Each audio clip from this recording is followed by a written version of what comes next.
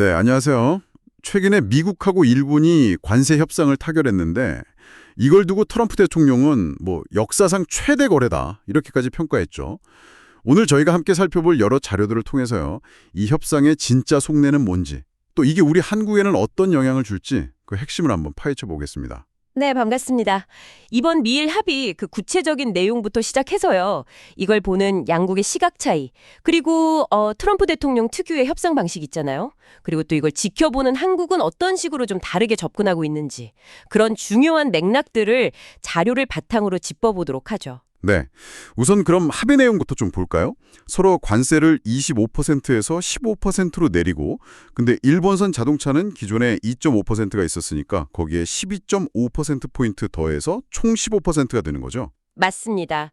철강이나 알루미늄에 붙던 50% 고율 관세는 그대로 유지가 됐고요. 아, 그럼 그대로군요. 네. 근데 여기서 진짜 주목해야 할 점은 일본이 뭘 약속했냐는 거거든요. 무려 5,500억 달러. 엄청난 규모의 대미 투자를 약속했어요. 5,500억이요? 처음엔 1,000억 달러 얘기 아니었나요? 네, 맞아요. 초기 제안했던 거에 비하면 엄청나게 불어난 액수죠. 거기에다가 이제 미국산 쌀 같은 농산물 시장 더 열어주고 알래스카 LNG 공동 투자 이런 약속들도 포함됐고요. 와, 5,500억 달러. 그러니까 트럼프 대통령이 이걸 두고 일본이 관세 인하를 돈 주고 샀다. 투자는 사이닝 보너스다. 이렇게 표현한 이유가 있었네요. 그렇죠. 일본이 뭔가 좀 급하게 거액을 내놓은 듯한 모양새가 된 거죠. 근데 바로 그 점 때문에 미국 안에서도 좀 시끄럽다면서요? 네, 월스트리트 저널 같은 주요 언론들은 이게 결국 미국 소비자나 기업 부담으로 돌아올 수 있다. 그리고 무역 적자 개선 효과도 글쎄 잘 모르겠다. 이렇게 지적을 해요. 특히 미국 자동차 업계, 여기가 좀 반발이 심한데요. 멕시코나 캐나다에서 생산한 차는 여전히 25% 관세인데 왜 일본 차만 15%로 낮춰주냐, 이거 역차별 아니냐 이런 목소리가 나오는 거죠. 아, 역차별 논란. 그럴 만도 하겠네요. 그럼 정작 합의 당사자인 일본 내 분위기는 좀 어떤가요? 거기도 마냥 좋지만은 않을 것 같은데요. 맞습니다. 너무 서둘러서 합의한 거 아니냐 이런 비판이 있고요. 특히 5,500억 달러 투자 약속, 이게 구체적인 계획이 있는 거냐, 그냥 부풀려진 정치적 상징 아니냐 이런 회의론이 있어요. 그러면서 미국의 요구에 너무 끌려다녀서 외교적 자율성을 잃은 거 아니냐는 우려도 나오고 또 마침 일본 국내 선거 일정이랑 맞물려서 이거 정치적 거래 아니냐는 의혹까지 제기되고 있습니다. 벌써부터 합의 이행 방식을 두고 미국이랑 좀 다른 해석을 내놓기도 하고요. 양국의 이런 엇갈린 반응을 보니까 협상 과정 자체가 참 흥미롭네요. 트럼프 대통령 방식은 여전했군요. 관세 1% 피내릴 때마다 뭔가 대가를 요구하고 복잡한 제도보다는 딱 떨어지는 숫자를 좋아하고 그런 거요? 네, 그런 트럼프식 압박이란 마감 시한 정하는 전략, 이걸 일본이 오히려 좀 역이용한 측면도 있어 보여요. 선제적으로 아주 높은 투자액을 제시하면서 협상 속도를 확 높였죠. 그리고 특히 트럼프 대통령과 가깝다고 알려진 러트닉 상무장관을 집중적으로 공략한 걸로 보입니다. 미국이 원하는 좀 보여주기식 성과, 이걸 맞춰주면서 신뢰를 챙기려 한 건데 글쎄요, 투자액이 처음 1,000억에서 5,500억 달러까지 늘어난 걸 보면 좀 애매하죠. 일군은 그렇게 발빠르게 움직였는데 한국은 완전 다른 전략을 쓰고 있다는 분석이 눈에 띄더라고요. 전략적 침묵이라고 하던데 조용히 데이터를 보면서 때를 기다린다? 이런 건가요?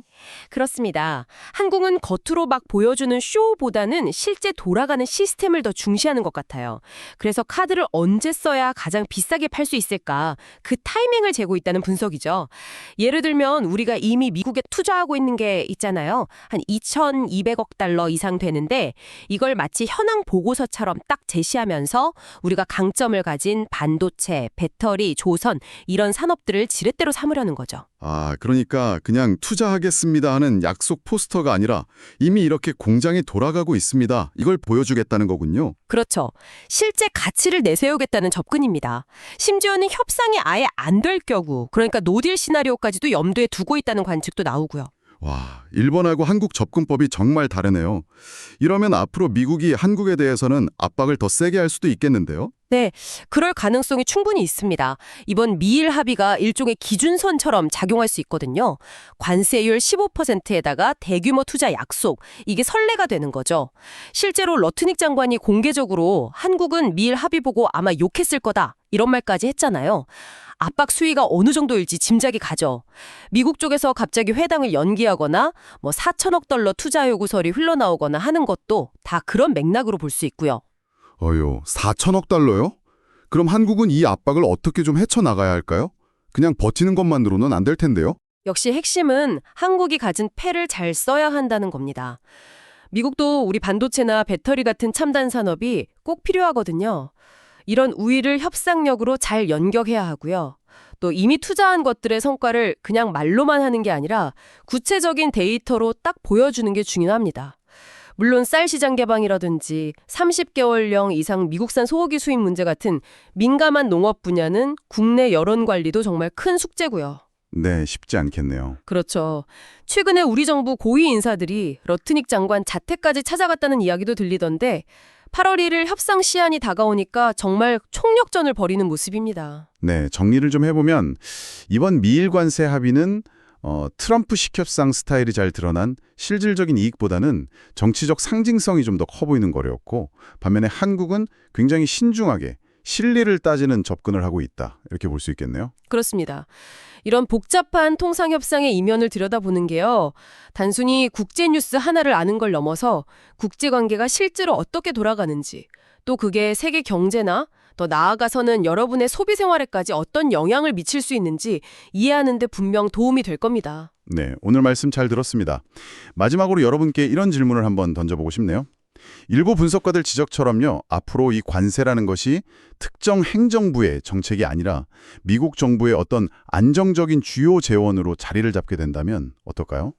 그렇게 된다면 각 나라들은 이런 단기적인 협상을 넘어서서 과연 어떤 좀 더 장기적인 통상 전략을 세워야 할까요? 한번 생각해 보시면 좋겠습니다.